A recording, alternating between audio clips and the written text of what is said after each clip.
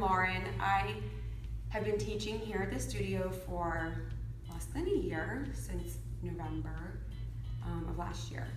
And I've been practicing yoga for, it's really hard to say, I think about 7 years, but in the beginning it was like inconsistent, and then I was practicing pretty consistently for like 3 or 4 years before I went to teacher training. I went to teacher training here and it was a great experience, and then I started teaching here directly after that. I am from Maryland and I moved down here. I was living in Gainesville for a little bit, and then I moved here, and I've been here for about 3 years, or this is my 3rd year. So that's just a little background. And the first question is, what thought or message would you want to put inside a fortune cookie? And I would probably have to say, everything happens for a reason, because that's kind of a thought that I live by. I think that everything, no matter if it's an awful thing or if it's a really positive thing, and maybe you know the direct reason of why that happened, maybe you don't, but for some reason, you never really know why sometimes, but everything happens for a reason. And I like living that way. The next one is, what is one thing, a modern convenience, you could not live without, and why?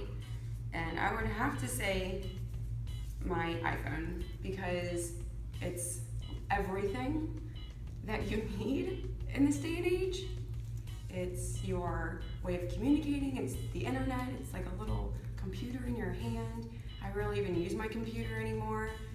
I use it for getting around, my maps, GPS, music. It's not my, I mean, it's literally all those little tech gadgets we used to have, it's all in one little thing somehow, and it's wonderful. So I would say my iPhone. And one more. What is the weirdest thing you've ever eaten? And so this was a little hard for me, because I feel, well, I am very open-minded with food, and I'm willing to try anything at least once. When I was little, my mom would put things on my plate and eat. She was like, you only have to look at it even if you don't want to eat it. So it's always been in my mind that I have to at least look at it or try it or something. So I'm pretty open-minded, and I'm sure a lot of people, my husband always makes fun of me that there's a lot of things that I eat that are really weird, and I think they're normal. So I think that probably when my family and I were in Ecuador visiting my sister, who was there for a year, and we had this fruit, and they called it snot fruit. I don't remember the name in Spanish that they called it, but it was called snot fruit, and it was actually really delicious. It looks like a little orange, probably, I think it was about this big, and when you opened it up, it was like the insides were, it was like seeds in a snotty substance, like jelly kind of stuff. I don't know what it was.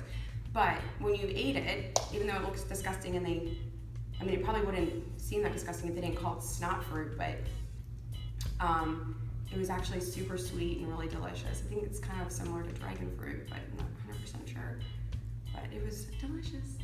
So I would try it again, even though it's super weird. Thank you so much for watching this short icebreaker film. And my classes I teach are Mondays at 6 o'clock, which is a core flow, and Fridays at 9:30, gentle, and at noon, which is a flow.